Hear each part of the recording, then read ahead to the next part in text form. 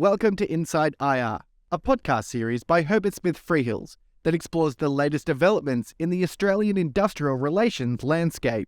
Hello and welcome to InsideIR, the Australian Industrial Relations podcast, the series that arms HR, IR and legal professionals with the latest industrial relations thinking. My name is Rohan Doyle. I'm a partner in the industrial relations practice at Herbert Smith Freehills, and I'm very excited to present to you a special edition of InsideIR today, the last edition for 2024, our 2024 IR wrap. We're going to do all the hard work for you. We're going to present 2024 in a nice little bow, give you all the insights you need to know about the top 5 IR issues that kept all of us busy in 2024, but also present to you, we're going to look into our crystal ball and present to you what we see as the top 5 industrial relations issues that you'll need to get ahead of for 2025. Now, our regular listeners will be wondering why I haven't introduced the panel yet, and that's because we've got another special treat in store for you today. With 10 topics to cover, we're very lucky to have joining us today no less than 10 industrial relations experts from across our national practice to share their insights. To kick off our top 5 issues that kept IR practitioners busy in 2024, what impact they had and what we learned from them, we're going to start in Melbourne, where for number 1, we're going to hear from Vic Fijalski, who will take us through the year that was on intractable bargaining. And for number 2, we'll hear from Matt Reiman, who will then pick up the all-important topic of same job, same pay. And for number 3, I'll chip in with some thoughts on the overall IR reform journey that we've been through in 2024 and the impact that that has had on our IR system. Great to have you on InsideIR again, Vic and Matt. Yeah, thanks so much, Ron. Not the wrap, perhaps we were thinking it might be, but there we go. Good to be here. Wrap with a W. Can't believe we're at the end of the year already. Yeah, no, it's certainly been a busy one, and we'll actually touch on that point very shortly, Vic. We'll then move to our team in Perth, where for number 4, Rach Dawson will bring us up to speed on the new multi-enterprise bargaining regime. And last but not least, number 5, Anna Creegan will share her insights on the continued rise of FWO enforcement proceedings. Welcome from the West, Rachel and Anna. Thanks, Rohan. We're both very pleased to be joining you for the last InsideIR podcast for this year. I'm looking forward to an interesting discussion. Great, thanks very much, Anna. We'll then move to our top 5 predictions for 2025, what you need to know to get ahead of these very important issues. Our Sydney team will get us started, and with number 1, we'll hear from Drew Pearson, who will take us through HSF's predictions for the practical fallout of IR reform that we're likely to see escalate into 2025. That's right, the job isn't done quite yet. We'll hear from Drew on that. For number 2, Jess Light will look into the crystal ball on what we're seeing on workplace delegates' rights in 2025 and increasing union membership density more generally. And for number 3, we'll hear from Sophie Beeman, who'll look at the all-important new wage theft laws, which, as we know, are slated to commence operation on the 1st of January 2025. And Soph will share some thoughts on how we navigate those new reforms and prepare for them. Welcome, Drew, Jess and Sophie. Hi, Rohan. Great to join you from Sydney. Very excited for my first appearance on the IR podcast. Hi, everyone. Great. Thanks, Sydney team. And then finally, we'll move to our Brisbane team, where for number 4, Cara Reynolds will share her prediction on a hugely topical area, the right to disconnect and flexible work. And Cara's going to share her thoughts on how those new rights and obligations will interact with obligations in the psychosocial health and safety space. So looking forward to that one. And finally, at number 5, Wendy Favell will round out the top 5 predictions for 2025 by telling us what we can expect for the upcoming federal election. Could we possibly see a further closing loopholes bill? What do you think? Oh, goodness. Look out for that one. Welcome, Cara and Wendy. Thanks very much, Rohan. And if we're looking particularly festive in the Brisbane office compared to our counterparts in the other office, you've caught us on our Christmas party day today. So we've had our Secret Santa and we're about to head out for lunch. Everybody's hotly anticipating that. But it's lovely to be here to talk to you as well. Good to be here, Ron. Great. Thanks, Brizzy team. So, Vic, let's get straight into it. Top 5 of 2024 the issues that shaped industrial relations for 2024. For number one, you've nominated the intractable bargaining regime. What impact did intractable bargaining have in 2024 and what have we learnt? Thanks, Rohan. So as a reminder, on the 6th of June last year, the intractable bargaining regime commenced. The regime gives the Fair Work Commission the power to arbitrate disputed terms of an enterprise agreement by making an intractable bargaining workplace determination. This regime has changed the way employers need to think and prepare for their bargaining and how they think about their bargaining strategies moving forward. The Commission has already considered several applications for IBDs. These decisions do provide some useful guidance in relation to the Commission's approach for assessing whether bargaining is in fact intractable. And then when that's made, the subsequent workplace determination proceedings commence, and they've yielded some really useful and key learnings for employers that they should be aware of when bargaining or preparing for their upcoming bargaining rounds.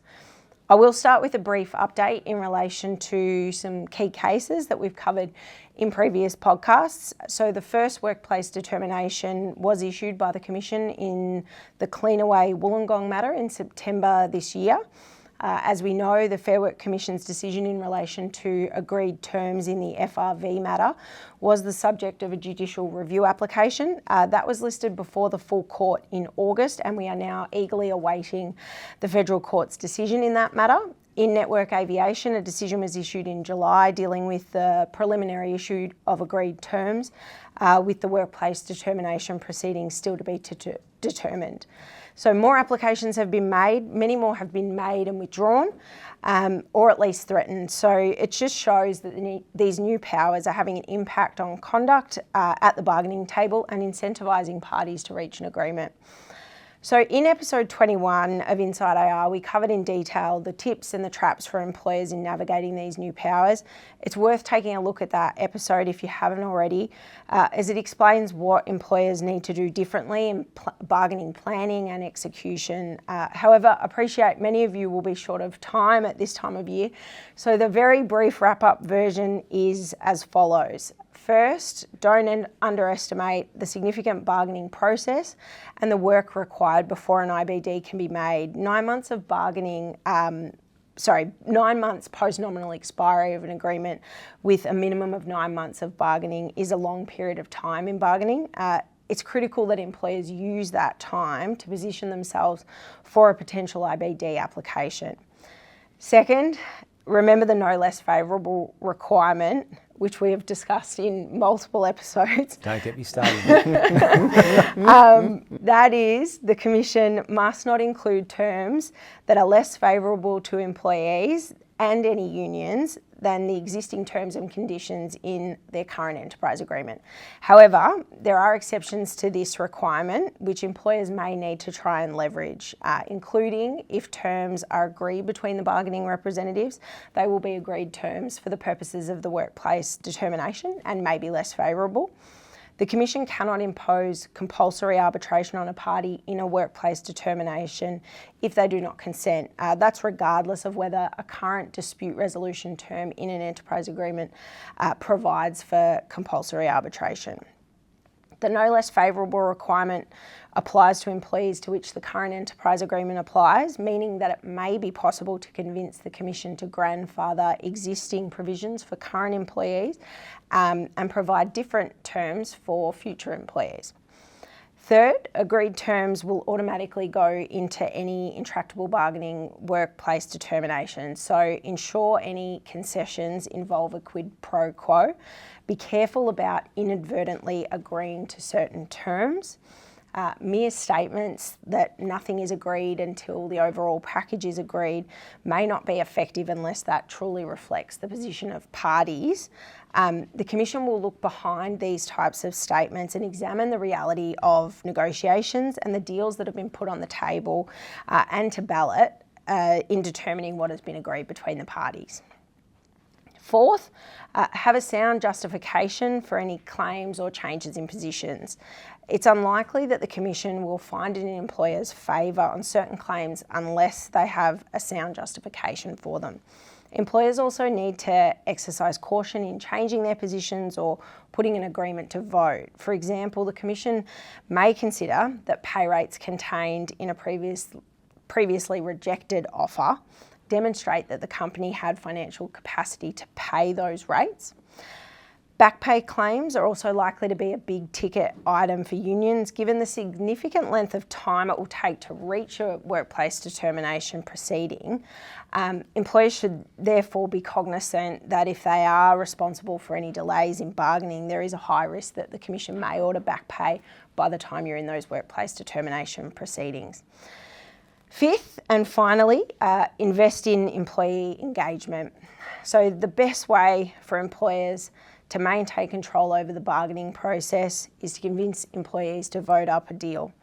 That's always going to be plan A. This requires demonstrating to employees and in the relevant union, if there is one, that the deal on the table is better than what they could reasonably expect to receive from the Commission. So that's going to be key. It's clear that employers are going to need to rethink their bargaining strategies, their tactics, and how they approach bargaining in light of these reforms. But it's not all bad news. So with the right preparation and planning, there is opportunity for employers to use the regime to their advantage, as it does present a bit of an exit strategy if employers are unable to reach an agreement or they're faced with unreasonable ambit claims or industrial action that they can't withstand. It's a good summary, Vic, and I think a very worthy inclusion at number one. I do think that's been the biggest issue that we've seen in the IR environment in 2024. And whilst everyone's busy, I'm going to call out episode 21. It is worth a watch. We've been doing lots of work with clients in understanding this new regime. If you haven't spent any time getting across what you need to do differently, please do watch episode 21. It is well worth it. Which brings us, Matt, to number 2 of 2024. Another important reform that's occupied a great deal of our time is the new same job, same pay jurisdiction. What have we learnt there? Yeah, thanks so much, Rohan. I mean, look, we're talking about several really big ticket items today, I think, from the federal government's reform agenda. But I think it is really fair to say that the regulated labour hire arrangement orders, or RLHAOs, are one that we're really already seeing a real world impact from already in 2024. So look, by way of a brief reminder, the Closing Loopholes Act empowered the Fair Work Commission to make a regulated labour hire arrangement order, which can compel certain employers to compel certain employers who supply labour to regulated hosts to pay their employees a protected rate of pay. Now, the protected rate of pay effectively is the full rate of pay that would be payable to the employee if the regulated host's industrial instrument were to apply to the employee. Now, that is, of course, a very simplified, I really want to emphasise simplified explanation of what is really a highly technical and complicated regime. But it gives a good sense of the purpose of these orders, which is to require labour hire providers to pay their employees the same pay as employees who are directly employed by the hosts to whom they provide labour. Now, notwithstanding that these orders have only really been able to take effect on and from 1 November 2024 this year, we really did see a flurry of activity around these orders over the last couple of months, with a significant number of applications actually made throughout 2024. These have primarily been, but not solely, primarily been focused in the mining industry, with the Mining and Energy Union in particular alone having made 24 applications for those orders in the period of 13 March to 20 October this year.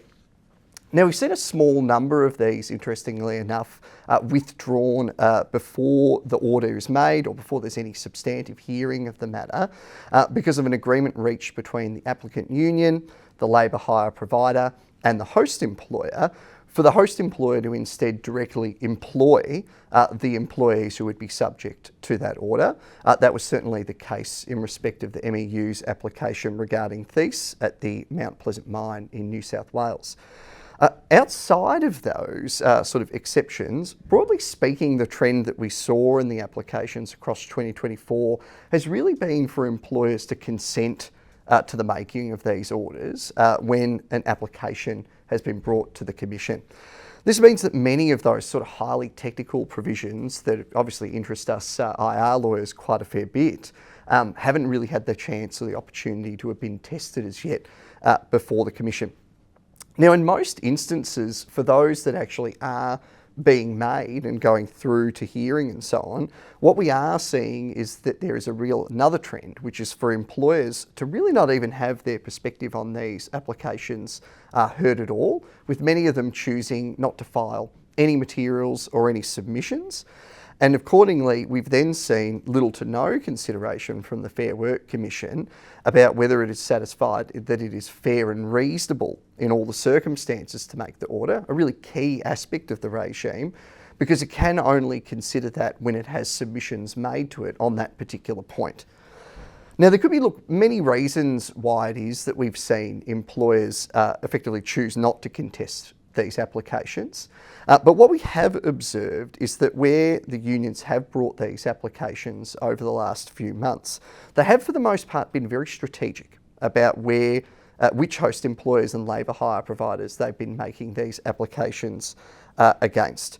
What they appear to be doing for the most part is targeting labour hire providers and host employers where there's a real established use of labour hire, and where the labour hire provider is providing labour which, but often but not always, is actually sort of the classic physically working directly next to the direct employees of the host employer.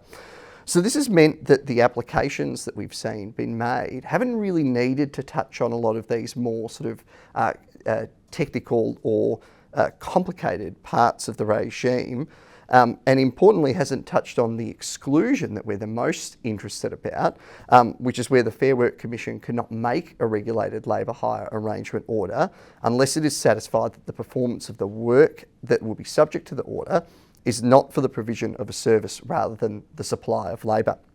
Now, in respect of that exemption, again, that we're very interested in, we are expecting the MEU's application against BHP Coal as the regulated host and operational services, Chandler Cloud and WorkPack as the regulated employers in relation to BHP's Peak Downs, Goonyella and Saraji mines to be heard in the early part of 2025. These applications stand really to be the first test case of the RLHAO regime, and that case will certainly be one to jump ahead to watch for in 2025. Now, finally, really in addition to those aspects of the applications, the ones that we see being made, what we are anecdotally observing from a lot of our clients, again, particularly those who do have a reliance on labour hire or are in industries where labour hire is quite prevalent, is a real increase in unions using the threat of an RLHAO application as leverage to extract concessions during the bargaining. Now, this is being seen in those industries, as I said, that rely heavily on labour hire workforces. But the threat's quite a real one, and it presents a significant challenge to employers where the concession sought really is to increase the base rate of pay of employees, not only because of the direct labour costs that direct base increase presents, but because of the increased cost exposure this creates if an RLHAO was to be made. So overall, it's really clear, I think, that this new jurisdiction in the Fair Work Commission is having a significant impact and is already resulting in an increase in wage rates in various different industries and locations, both directly as a result of the applications and orders themselves being made, but also indirectly when the threat of them is used as leverage in bargaining. We really anticipate more and more applications being made in 2025, and this will certainly be a space to watch for any employer with a contractor or labour hire workforce. Thanks, Matt. That's well said. And I think your point about the indirect impacts influencing conduct at the bargaining table, etc., is a really good one. I think it's one of those reforms that, together with intractable bargaining and others, is contributing to a really difficult negotiating environment for enterprise agreements, and I think that's likely to continue into 2025, which is actually a handy segue to our third topic, the steady stream of IR reforms more generally. Now, we're spending a lot of time on this end-of-year wrap talking about the individual reforms that have made it into our top 5. But I advocated for inclusion, a more general topic where we look at the reforms more holistically. Because if we look back, the second tranche of the closing loopholes reforms received royal assent on the 26th of February 2024. And that was, of course, on top of the huge raft of reforms that had preceded it in the first tranche of closing loopholes and the secure jobs, better pay reforms. And all of those reforms have been progressively rolled out essentially from late 2022, which does really feel like a lifetime ago actually. But I think the staggered commencement of those reforms, plus the staggered way in which we're starting to feel the real world impacts of them, has meant that IR practitioners have really been living a state of change for quite a number of years now. And the breadth of those reforms, the speed in which they've commenced, and also the significant impact that they've had on the IR environment itself has delivered just a huge workload for IR practitioners. Why do I say that? I'll run through a bit of a list of the things that our IR friends have been doing over the last 12 months. They've been developing new bargaining strategies and approaches to bargaining preparation. To your point, Vic, to manage the intractable bargaining laws, but also in light of the new pre-voting requirements, changes to the generally agreed test, changes to the boot, removal of EA terminations as an option in many cases, the new powers for unions to force the commencement of bargaining. All these and others have really required a reset on bargaining strategy and tactics, which has kept practitioners busy. They've also been changing employment contract templates to ensure compliance with the new prohibitions on pay secrecy. They've been looking at labour models and engagement practices to ensure compliance with the new prohibitions on fixed and maximum term engagements in some respects. They've been continuing to search for improvements on how to meet the positive duty to prevent sexual harassment, and also to consider and respond to requests for flexible working arrangements or extensions to unpaid parental leave in light of new commission powers to deal with those matters. They've been checking contracts and engagement practices to ensure casuals and contractors are properly identified in light of the new legislative tests, and also to manage the new employee choice framework for casuals. They've been preparing for and responding, Matt, to the same job, same pay applications, and dealing with, in some respects, huge overnight wage increases that have been delivered as a consequence of those new laws. They've been implementing training and processes to manage new workplace delegates' rights. They've been implementing new processes to deal with new conditions and protections for gig economy and road transport employee-like workers, and to manage new right of entry changes relating to health and safety representatives. They've also been auditing wage non-compliance, particularly ahead of the 1 January 2025 commencement of the federal criminal wage theft laws. And then finally, in their spare time, IR practitioners have also been implementing processes to manage the new right to disconnect during working hours only, of course. But if you reflect on all of that, I mean, that really is exhausting for me to run through that list, frankly, but to actually deliver all of that work over the last 12 months plus, I think IR practitioners themselves are deserving of some time to disconnect over this upcoming break, including because we've already started seeing those changes having a real world impact. Those impacts are starting to flow through to higher labour costs, higher compliance costs. We've already mentioned the more difficult bargaining environment. Many of these of which we're still yet to see the real true full real world impact.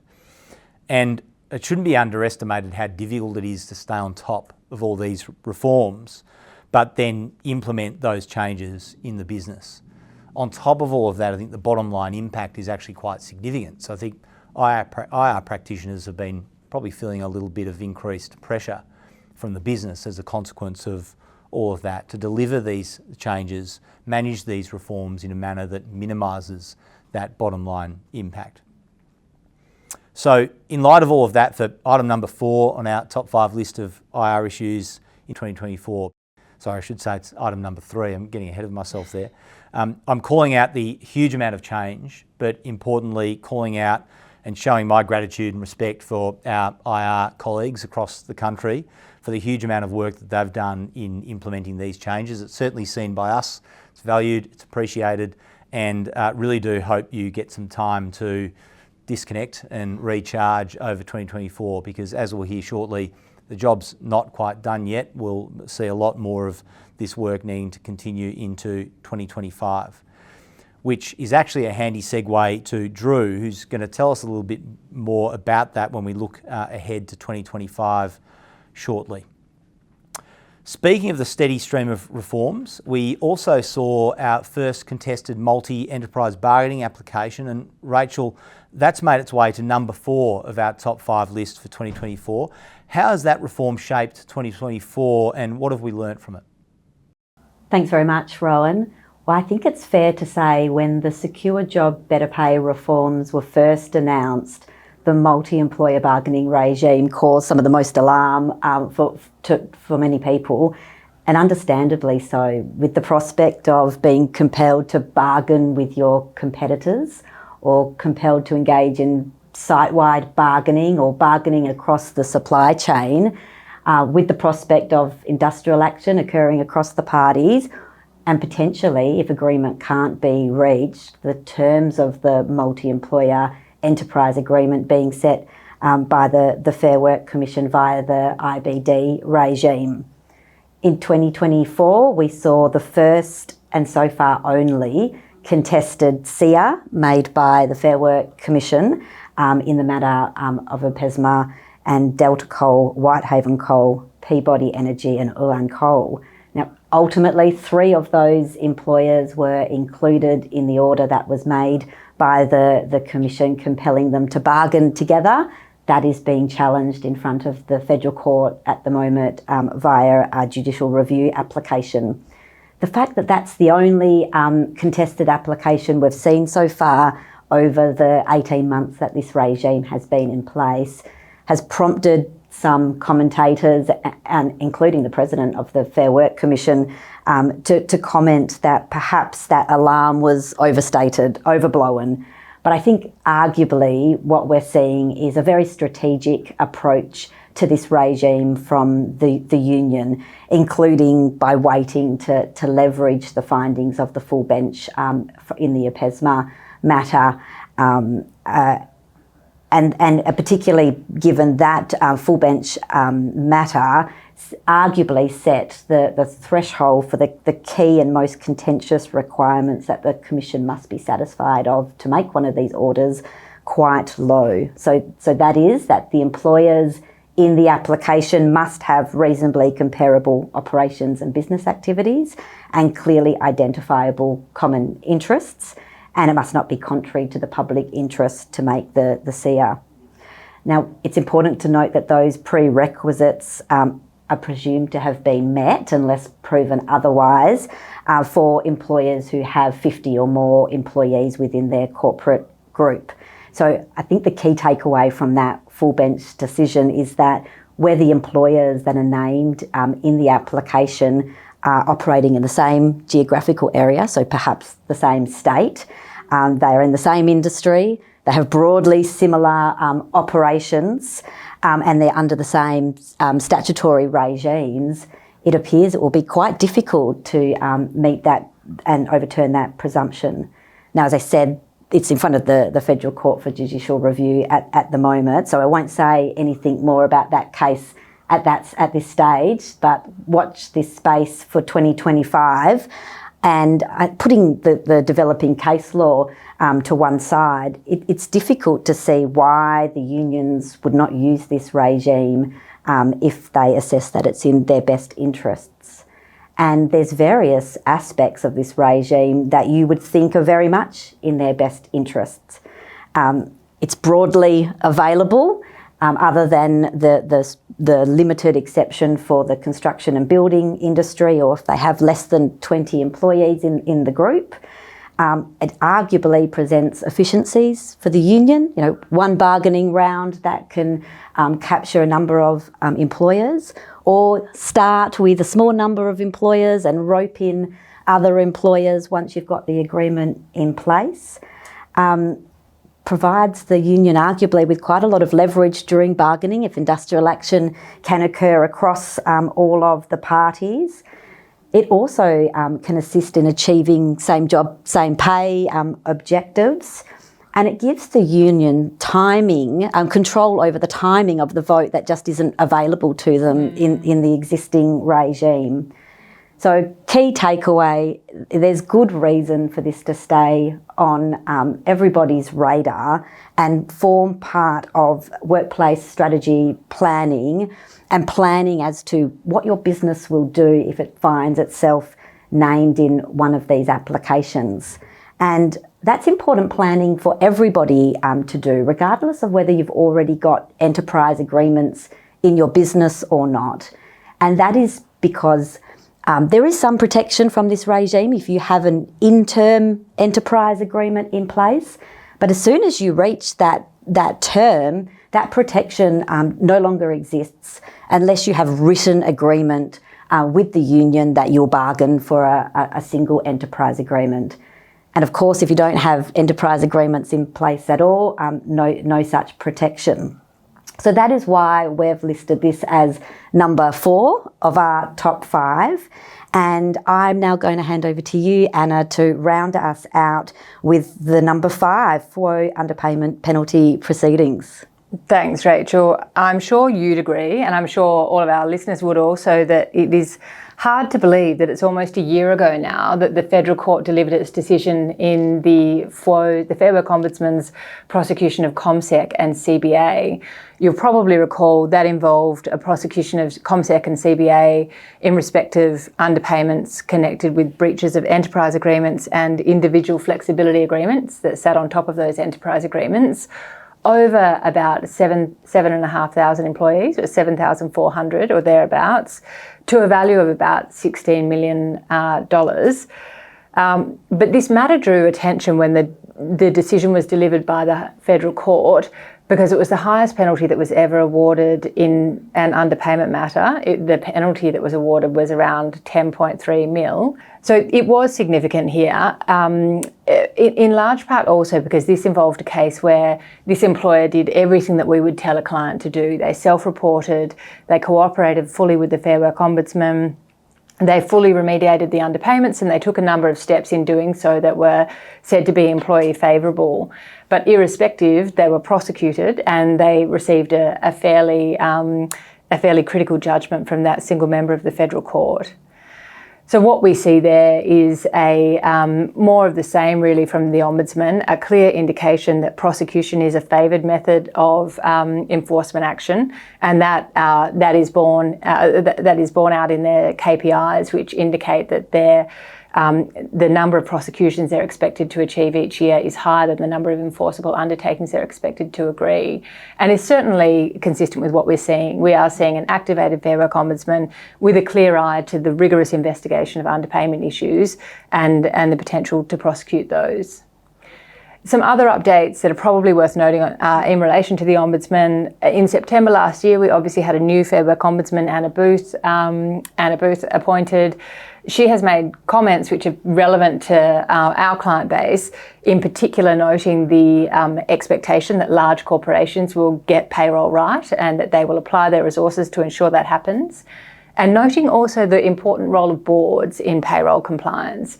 She has said that it is a matter that should be on the agenda of the board and that it is something which requires governance and engagement in governance at a senior level. A few other things that we're expecting out of the Ombudsman that we expect might be helpful for employers are a guide to remediation. We understand that may be under consultation at this point in time. And there has been some discussion about a revised compliance and enforcement policy. And if we receive that, that will help employers to understand what is expected of them in relation to self-reporting and other matters and what they can expect from the Fair Work Ombudsman. And importantly, all of this is in a context where we are expecting new wage theft laws, so offences involving potential criminal liability, to begin as of January next year. So certainly a heightened regulatory environment which is has heightened penalties, a heightened scope for liability, and an activated regulator that continues to enforce underpayments, and a judiciary that have shown a similar interest or a similar acceptance in the role of individuals, important role of individuals in avoiding those underpayments. So in general, a lot of activity, a lot of clients still self-reporting matters.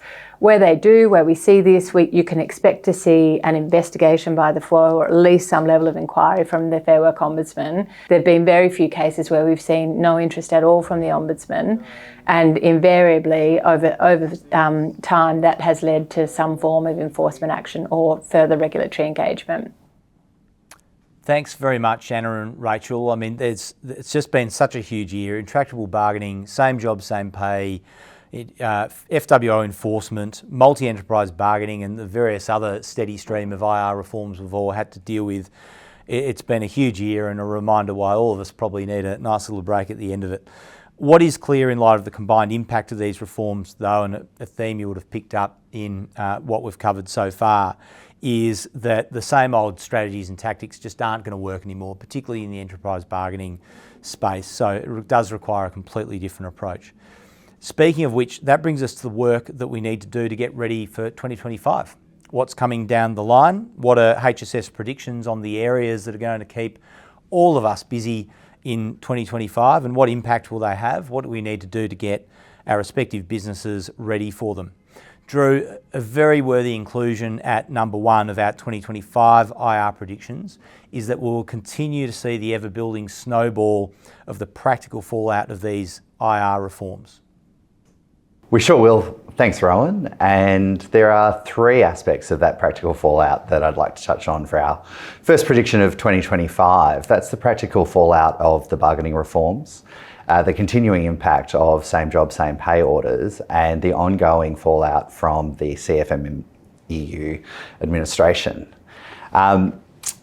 Starting off with kind of those bargaining developments, we've got multi-employer bargaining, intractable bargaining declarations, and additional content requirements for enterprise agreements. And I think as we've seen through 2024, the bargaining landscape has changed, with the majority of the same job, same pay and closing the loopholes reforms now being effective.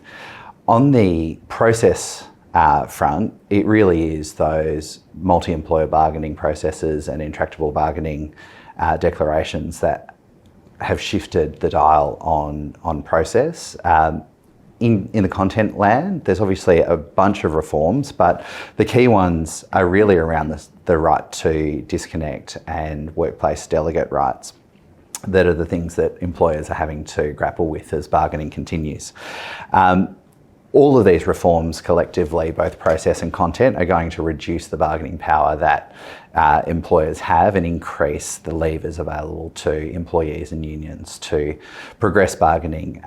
Doesn't mean that all hope is lost for employers. There are still a whole lot of different options to try to achieve those strategic outcomes. I think what's clear is that the Commission will continue to be much more active and much more self-starting in the bargaining process.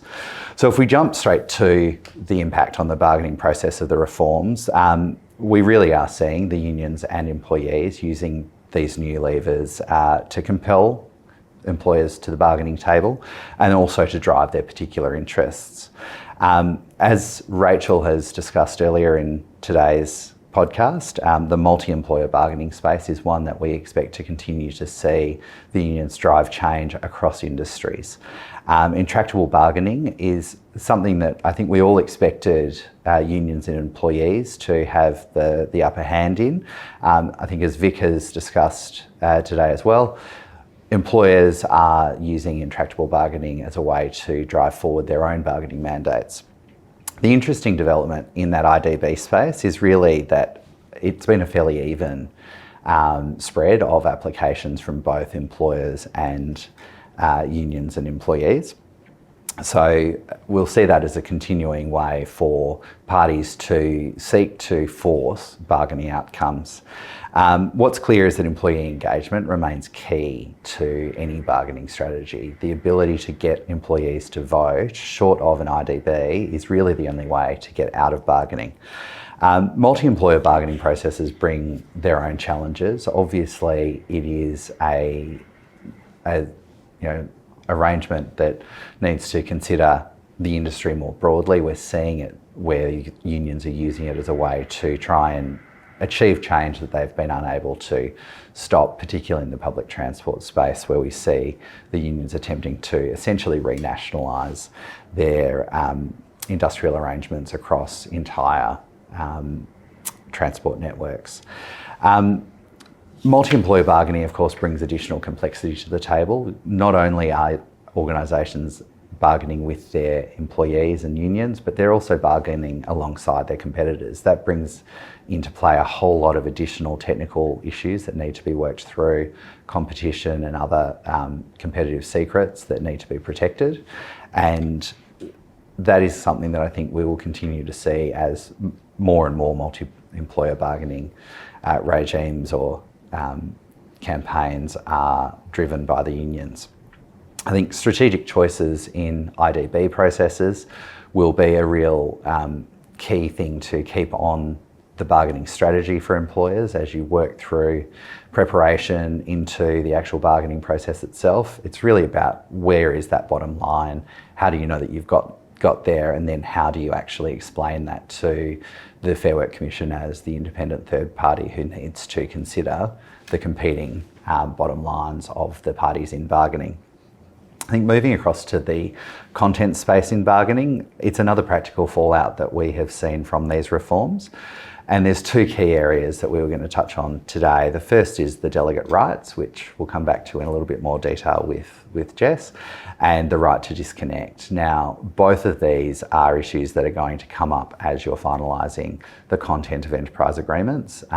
The delegates' right piece, because you need to include that as a term, and the right to disconnect is slightly more complex in the sense that a term has been included in all the modern awards, and now it's really becoming a boot issue in the approval process. So what's clear is that we need to continue to sharpen our pencils in this space and ensure that we're not creating rods for the organisations back as these reforms continue to roll through. We know that workplace relations will be a key issue in parliaments well into the future, and so ensuring that we're not creating barriers to greater productivity, efficiency and ultimately competitive advantage in bargaining is going to be key.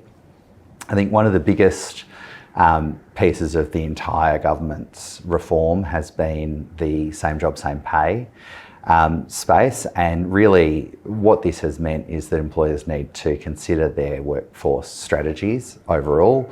How they build up that workforce is something that has come into sharper focus.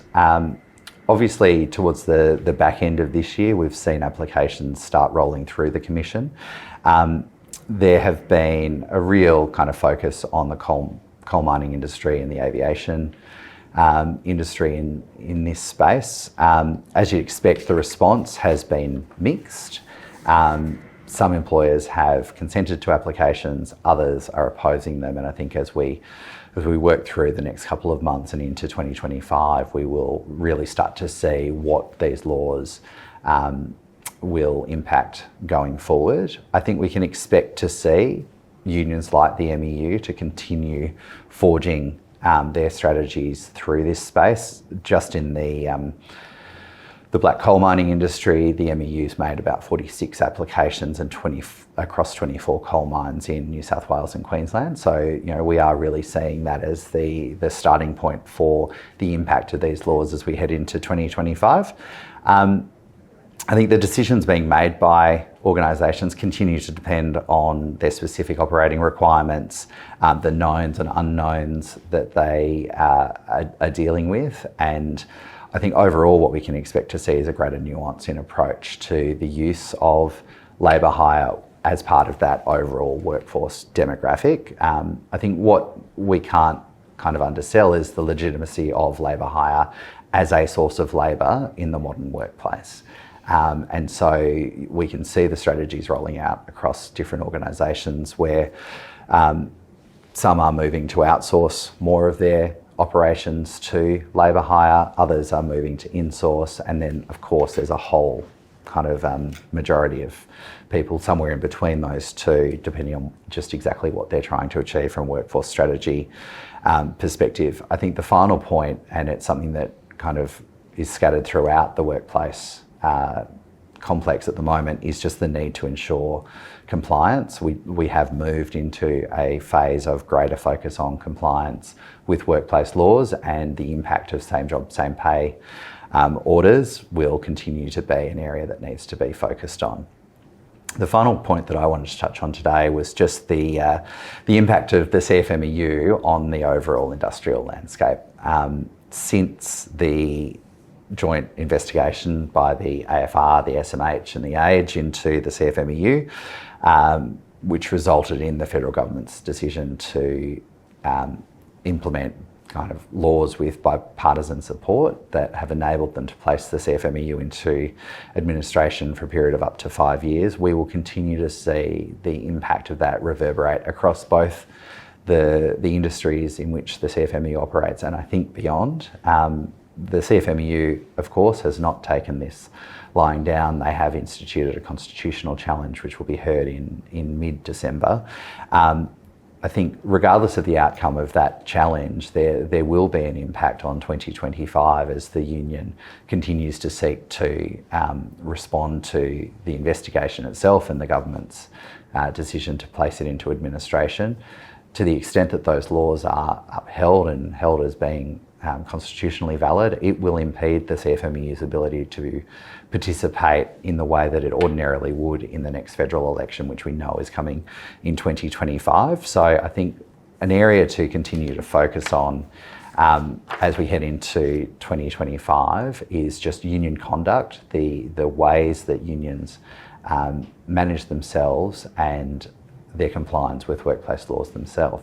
So it's probably an opportune point to hand over to you, Jess, to talk about workplace delegates. Thank you, Drew. Drew, you spoke briefly to the changes to delegates' rights and specifically the new mandatory agreement term. And for prediction number 2 of 2025, I think it's worth more broadly addressing both the issue of workplace delegates' rights and what we consider is a fairly significant shift towards the reunionisation of industrial relations arising from the recent IR reforms. I'll start with a short recap on what the reforms are, because I think it's useful to frame up a consideration of this issue. The closing loopholes legislation introduced both new protections and some new rights for workplace delegates. In terms of the protections, employers and associated regulated businesses are now prohibited to unreasonably fail or refuse to deal with a workplace delegate. They're prohibited from hindering, obstructing or preventing the exercise of the rights of a workplace delegate under the Fair Work Act or another industrial instrument. And they're also prohibited from knowingly or recklessly making a false or misleading representation to a workplace delegate. In addition to those protections, the reforms also afford workplace delegates with some new rights. Those rights include the right to represent the industrial interests of members or the union in the relevant enterprise, and workers who are eligible to be members, which includes in relation to disputes with their employers, which is a fairly substantial shift. Workplace delegates will also now have rights to reasonable communication with those workers in relation to their industrial interests or for the purposes of representing those interests. They will also have a right to reasonable access to both the workplace and to workplace facilities where the enterprise is being carried on, and also reasonable access to paid time, including during normal working hours, for the purposes of training related to them exercising their function as a workplace delegate, save for those workplace delegates who are employed by a small business employer, which is a business of 14 employees or less.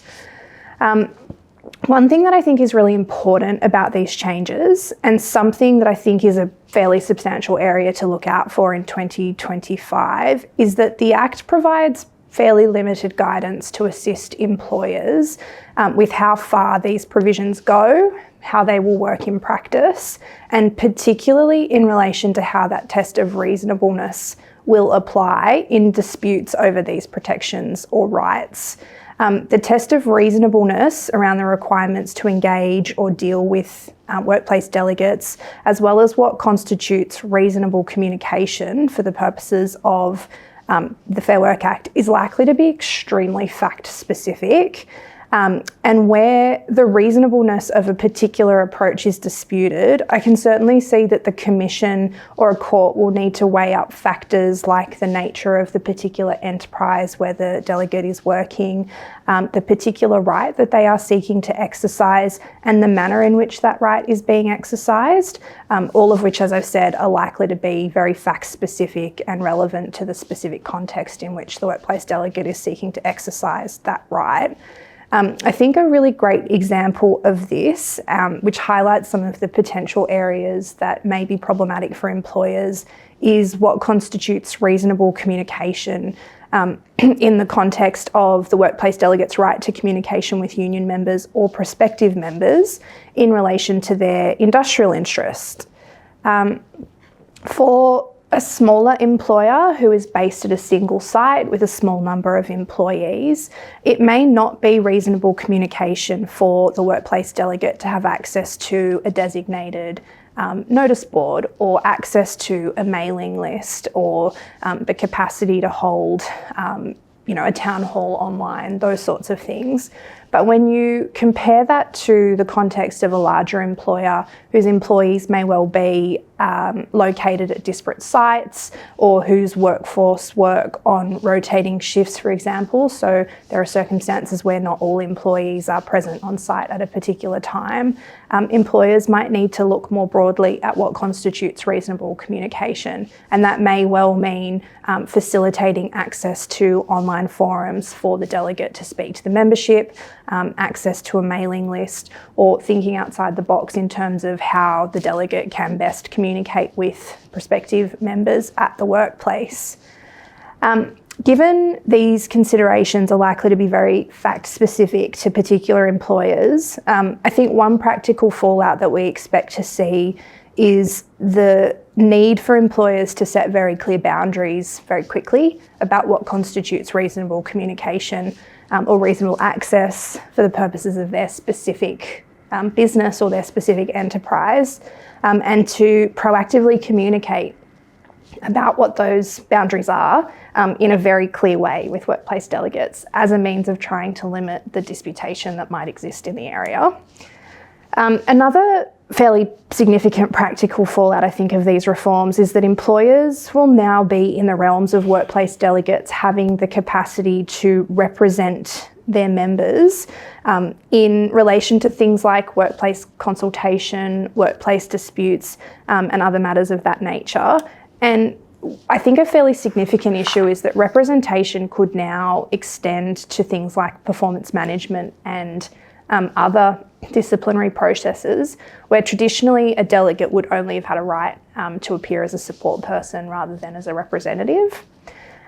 These new laws give unions, through the vehicle of a workplace delegate, a much more significant in to employers and formalise the role of workplace delegates in a way that we certainly haven't seen done before. And I think into 2025, we are likely to see the increased utilisation of these rights and protections, more disputes about the application of these rights and protections, and we also expect that there will be a number of test cases which do look to define the limits of these terms, particularly in relation to that issue of reasonableness that I touched on earlier. Another area to watch that Drew has already touched on is the impact of the new requirement for an enterprise agreement to contain a workplace delegate's rights term for all agreements that are put to vote from 1 July 2024. This will obviously result in significant claims in bargaining for workplace delegates' rights terms, probably terms that go far beyond what is already a fairly extensive model term that has been included in the modern awards. And it could mean that delegates in many workplaces are afforded even more access to members or prospective members and have the capacity to exercise even more significant rights in respect of particular workplaces. On that issue, and another one to watch into 2025, is the MEU application for judicial review of the Fair Work Commission's decision to insert a workplace delegate's rights term into the modern awards. That was a requirement as part of the reforms, but the MEU is challenging one specific aspect of that decision, which is that labour hire employees are not considered prospective members for the purposes of the workplace delegates' rights. So a delegate doesn't have the capacity to represent direct employees of an organisation as well as its labour hire workforce. The MEU's position is that that was not the intention of the legislation. So I think that's certainly an important case to watch, because it may further expand the way that these issues are applying in particular workplaces. On this topic of increased union involvement, we're also expecting more of a movement to reunionisation and campaigns to increase union membership density across all industries. This year we have seen unions who particularly cover the resources and mining sectors being quite blunt about how they are intending to make use of regulated labour hire arrangement orders, delegates' rights and tools like multi-employer bargaining to reunionise those areas where their influence has perhaps been waning. Those assertions have held true, and as Drew talked through, we're seeing a number of applications being pursued by the MEU in particular. Where all of this gets to is that we predict that next year we'll see much more union-led disputes, more overt membership campaigns, and we don't think that that will be limited to those industries or sectors where we typically see high union density. So that push will extend into areas that currently have low union membership, and this will be a fairly significant area to watch in 2025 for a lot of employers. So if I think you also had some thoughts on our number 3 items to watch in 2025, so I'll hand over to you. Thanks, Jess. So number 3 on our list of the top 5 things to look out for in 2025 is a continued and likely increased focus on underpayments and wage theft. So following on from the trend of underpayment prosecutions, which Anna spoke to earlier that we've seen this year, we expect that we're going to see a further increase in cases of large corporate employers with underpayments. We're seeing an increased appetite from the Fair Work Ombudsman and other players in the space to bring enforcement proceedings. So the Fair Work Ombudsman has indicated that large corporate sector employers is a continued priority for it in the upcoming year, and we've had 64 new litigations which were commenced in the last financial year, so we can expect we're obviously going to see those cases flowing through the courts in the next year. We also expect to see a growth in cases that are commenced, particularly noting the increased pecuniary penalties which Anna spoke to earlier, as well as the new federal criminal wage theft offence, which is going to commence from the 1st of January next year. So from the beginning of next year, it will be a criminal offence where an employer is required to pay an amount to an employee or on behalf of them or for their benefit of them under either the Fair Work Act or an enterprise agreement or a modern award. If the employer engages in conduct, whether that be an act or an omission, that conduct isn't intentional and it does result in a failure to pay that required amount when it becomes due, and the result is intentional. But it will importantly be a defence to that offence to show that those intention and those failure elements were done on the basis of either a mistake or an ignorance of fact.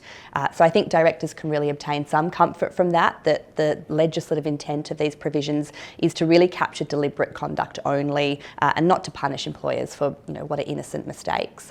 And that's obviously really important given the Australian employment law environment and the complexity of some of our industrial arrangements, which can make perfect compliance very challenging for employers. Underpayments have obviously been on board agendas for quite some time now, as they should, and we've obviously seen a lot of public and media scrutiny for a couple of years now, but I think it's even more important now for boards to really be thinking about what they're doing to make sure that their organisations are complying, really, in preparation for this upcoming change. So the offence can also implicate employees, officers and agents of employers. Relevantly for directors, when an officer engages in physical conduct, the test for establishing that corporate criminal responsibility is whether the officer is acting within the actual or apparent scope of their authority. in terms of criminal intent, a body corporate will be criminally responsible if it can be shown that the body corporate expressly, tacitly or impliedly authorised or permitted that offence. So examples of that would be if the board or senior managers had that requisite intent that the offence requires, or even if the corporate culture led to that offence, which I think is an important one to note. Directors can also be personally liable if they commit a related offence. So some examples of that might be might be if a director assists an employer who has to their knowledge committed that criminal offence in order to enable the employer to escape punishment or to dispose of the proceeds of crime. Or it could be a director aiding, abetting, counselling or procuring the commission of that wage theft offence by the employer. So in order to be able to establish a defence to this offence, it's really important that a company can show that its directors are exercising appropriate due diligence in this space. That might involve, for example, regular audits of payroll compliance, regular board reporting, and prompt remediation if issues are identified. So this new criminal offence is punishable with a fine for body corporates and then punishable with a term of imprisonment of no more than 10 years or a fine for individuals as well. Turning to some hopefully more positive news for employers in this space that we anticipate in the coming year, we should hopefully have some greater clarity provided in relation to the rights of employers to contractually set off. So we do expect that the court's decision in the Fair Work Ombudsman's prosecution of Coles and Woolworths will be handed down this year, hopefully early this year, because we know that a lot of employers are really watching this decision carefully. And that's because the issues in dispute in these proceedings did include the ability to set off amounts that have been paid to an employee against amounts that are owed to that employee.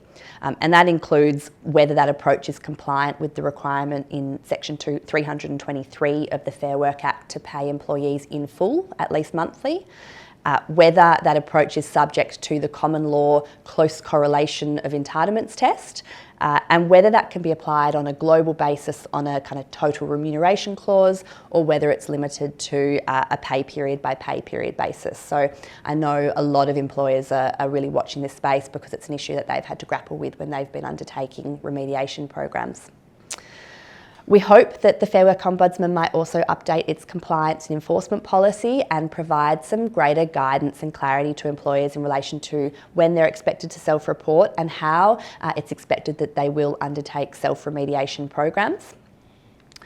With bargaining on the increases we've been speaking about today, we also might see a greater number of applications to vary enterprise agreements or even modern awards to address ambiguities that exist in those instruments to really ease that compliance burden.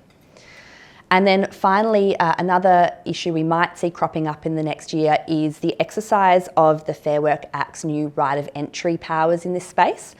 So from the 1st of July 2024, the Fair Work Commission has had an additional ground on which it can issue an exemption certificate, which allows an entry permit holder to enter a workplace or business premises without providing prior notice as they're otherwise required to when exercising their right of entry. And so that new ground applies where the entry permit is investigating a suspected contravention that does involve an underpayment of wages, and it's expected that notice might involve, an employer destroying or disposing of those records. So we haven't seen much in that space, but I think can expect to see those being used in the upcoming year. Thanks very much, Drew, Jess and Sophie. I mean, there's no question the collective impact of these reforms are going to start to show, and from our experience, we're already seeing a significant escalation in labour cost. I mean, the same job, same pay reforms alone have delivered some really significant windfall changes almost overnight, and no doubt it's going to cause employers to necessarily have a look at how they structure their labour into the future. Workplace delegates' rights have been a bit of a slower burn, I think, but I think we're right to call that out as one of the areas that will get increasing attention in 2025. As will wage compliance. I mean, we've had that as a top line agenda item for a while now, but the wage theft, criminal federal wage theft laws are going to focus attention on that even more. And I think we've said this on previous versions of InsideIR, but really just shows the importance of having a fresh look at our enterprise agreements and in bargaining, trying to tidy them up, make them easier to comply with, clearer and easier to understand. I think that's really going to hold us in good stead on compliance. Speaking of all this hard work that lies ahead of us, Cara, coming in at number 4 of the issues that will occupy us in 2025, how do we ensure we aren't overworking our people, and how is all of this going to interact with the new right to disconnect? Thanks very much, Rohan. So as anticipated, this year we've seen the further integration of safety into traditionally HR and employment type matters, and we expect that to continue happening next year. And we're also expecting to see quite a bit of action in the flexible workspace. The right to request flexible work has always been a right under the Fair Work Act. It just never had any teeth, There was no avenue for employees to actually challenge an employer's reasonable business grounds if they refused that request for flexible working arrangements. Since June of last year, that all changed, and employers are now subject to additional obligations to make genuine efforts to find alternative arrangements to accommodate an employee's circumstances. And on top of that, employees now have the ability to apply to the Fair Work Commission to conciliate or arbitrate any disputes that they have. And we have seen this happening as recently as July this year in the matter of Ridings and FedEx. There, the employee sought to work from home for full-time due to carers' responsibilities, and FedEx refused on business grounds, saying that to allow them to work from home on a full-time basis would result in significant loss in efficiencies and productivity. In that case, the Fair Work Commission ultimately ordered FedEx to allow the employee to work from home 3 of his 4 work days for a period of 3 months. And what the Deputy President said there was, it acknowledged that there are benefits to people being in the office, but if FedEx or any employer for that matter wanted to rely on the ground to refuse an employee's request for flexible working arrangements, it need to substantiate that. So no longer can we be relying on these generic HR kind of blanket refusals on reasonable business grounds, without substantiating that. In a similar vein, we're also expecting to see more challenges to work boundaries. So, as you mentioned, Rohan, we had the right to disconnect, which commenced in August of this year. The fundamental genesis of that legislation is safety. It is about avoiding employee burnout and harm. The right to disconnect was discussed at length in episode 22 of this series by colleagues Steve Bell and Natalie Gaspar. So if you'd like to hear more about that, worth a watch. It's a significant development for both employers and employees. It's a positive right for employees to not monitor or respond to communications when they're outside of business hours, unless that request is reasonable. So employers need to take some consideration as to the reasonableness, which is subjective, and it depends on the circumstances of the individual who's exercising that right at any given time. Employers need to be considering, why is the contact being made? What's the time? What are the circumstances for that individual employee? What's the employee's role? The fact of the matter is there will be circumstances or occasions in which contact outside of work hours is reasonable. But it just needs to be assessed on a case-by-case basis to not go so far as to be unreasonable. We're also seeing challenges running through the courts in relation to the contraventions of what are reasonable additional hours, being the working hours under the National Employment Standards, the NES, the 38 hours plus reasonable additional hours. So in March last year, we had the FSU running a major test case on the excessive hours against NAB managers who were said to be working 55 to 80 hour work weeks. This case is ongoing, of course, and we're expecting it to kind of test what are reasonable additional hours for white collar workers for the first time. So that's a bit of a watch this space. As to is working from home terms that might be that under discussion for inclusion in modern awards. So we're expecting to see a lot of action happening in that space as well. Clearly, we've got a really obvious safety overlay over these kind of flexible work arrangements. The primary duty under work health and safety laws, of course, on employers is to ensure, so far as is reasonably practicable, the health and safety of workers, and that includes our workers that are working from home or otherwise working flexibly. We've had the introduction of psychosocial hazards into the various work health and safety laws around the country, requiring employers to specifically consider flexible work when assessing risks associated with job design, work hours, and those other factors. Flexible work arrangements and options, they attract safety considerations. Where we're working condensed working weeks, looking at condensed working weeks, job sharing, that can give rise to risks relating to fatigue and work intensification. And so we're seeing a lot of regulator action in this space as well. And then just finally, we've seen a large increase in workers' compensation claims for mental health, so being largely anxiety and stress-based conditions. As I noted earlier, this extends to the physical health of workers working from home or working flexibly. And we had a recent case in South Australia where the worker had put up a pet fence, I think between a rabbit and a dog, and had tripped over that while she was working from home, broke her arm, and that was found to be compensable because the injury was sustained when she was taking an authorised coffee break. So we're expecting to see next year, increased regulator action, including prosecutions, particularly around psychosocial hazards and psychological safety. Regulators have been announcing publicly that they'll be increasing their regulatory action. They're going into certain workplaces and undertaking psychosocial work health and safety checks. So a good idea to be on the front foot with that and make sure we've done that with our businesses before the regulator is knocking on our door.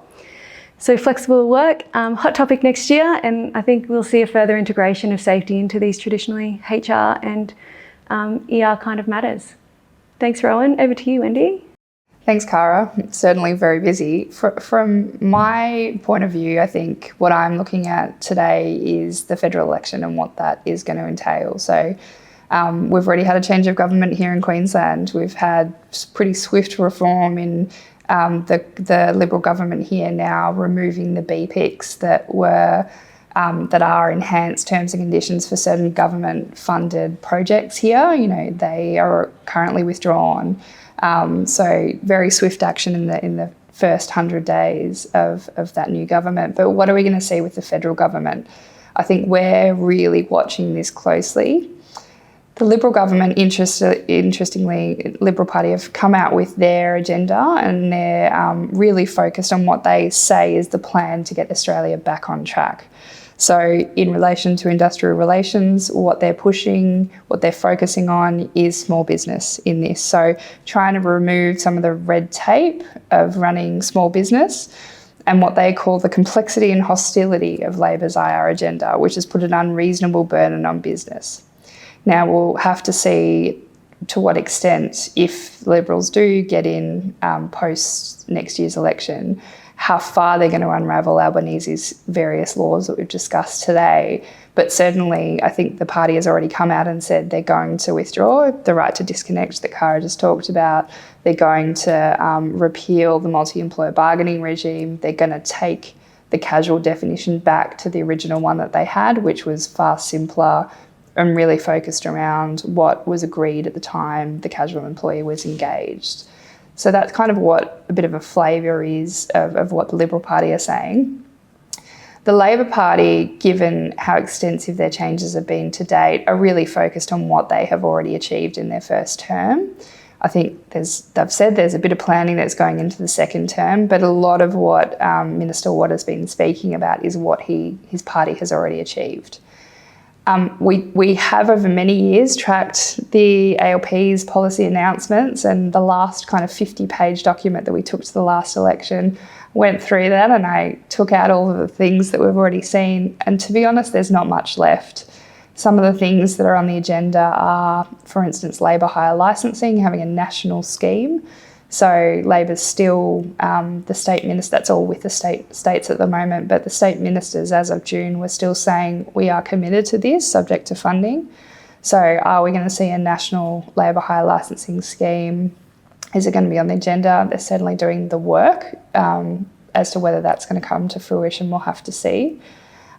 You also look at privacy. This week I think we've had the first tranche of the legislation, the employee records exemption, which I think everyone is breathing a little bit of a sigh of relief, has not been touched in that. But, that's still being looked at in relation to the second tranche. So expecting further reforms of privacy and how employers are using and disclosing employee personal information that are going to have a pretty significant impact potentially on business. And then there's been quite a bit of debate about non-compete clauses or restraints of trade. So there's various reviews that are being undertaken in relation to these types of clauses. What Labor has said is they do cause damage. We're still trying to settle our position on what we're going to do, and they're consulting at the moment on whether there's limits in relation to that. So we might see, for instance, high income thresholds, like people, you can only have them if they're above the high income threshold, or putting other restrictions on the ability to use them. The ACT is pushing very hard for a blanket ban on them, but where it will land, we'll have to see. I think though with Labor, probably what is a better indicator of what they might be proposing, and perhaps I'm crystal balling and we don't know what's going to happen, but I've pretty carefully scrutinised what the ACTU are saying. They put out a submission in relation to the review of the Secure Jobs Better Pay legislation. They've put out their own platform following their conference of what they want to see. So obviously they're very thankful that there's a whole new tranche of laws of which they are able to use to better, what they say, protect workers. But there's kind of two groups, I guess, of ACTU reforms. There's those that are trying to push the new reforms even further than what they already are now, and there's new wish list items. So to give you an example of some of the things, same job, same pay, expanding that to not just wages, but EA terms and conditions, broadening that regime to not just employees, but a whole other collection of workers like small business employees, independent contractors who might be engaged, non-constitutional corporations.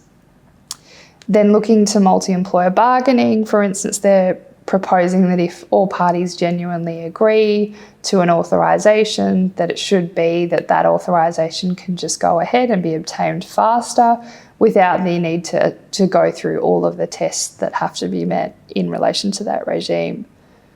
And also removing the requirement for them to obtain majority support of employees in contested applications. Again, all of these mechanisms are trying to make it easier to get to the authorisation faster, to then enable people to start bargaining together quicker. The other piece with bargaining that the ACTU are pushing, which would require, I think, a very small tweak to the legislation, is in relation to the commencement of bargaining.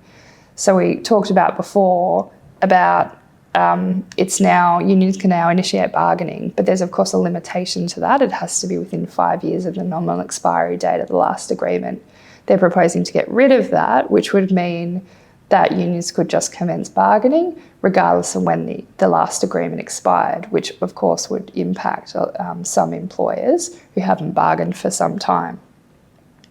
So they're just some of the tweaks to the legislation that the ACTU are pushing, which I'm sure are being contemplated by Labor.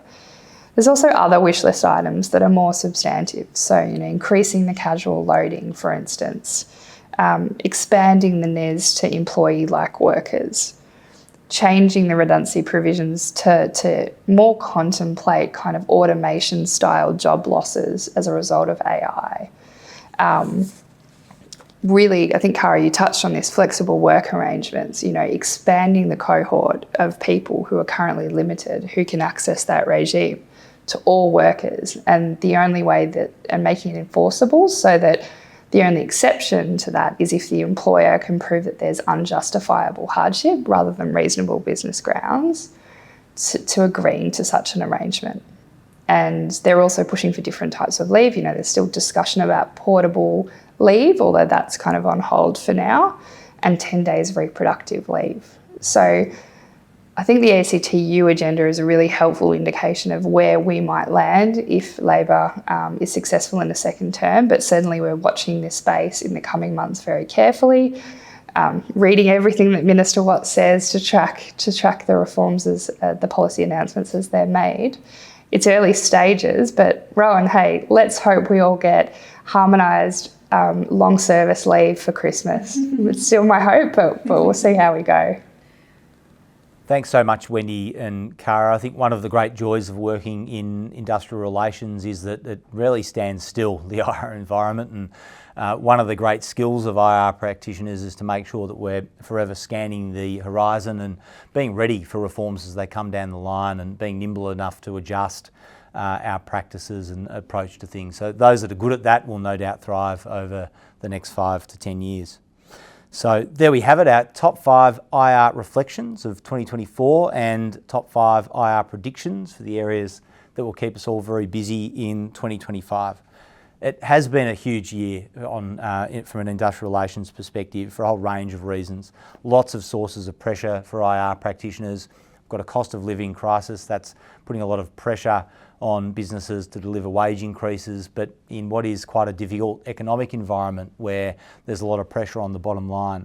Managing all the IR reform on top of all of that is not an easy task. And for all of those reasons, I think the IR is getting a lot more attention at the board level as well. Certainly a lot more interest and a lot of focus in ensuring that this change is executed well.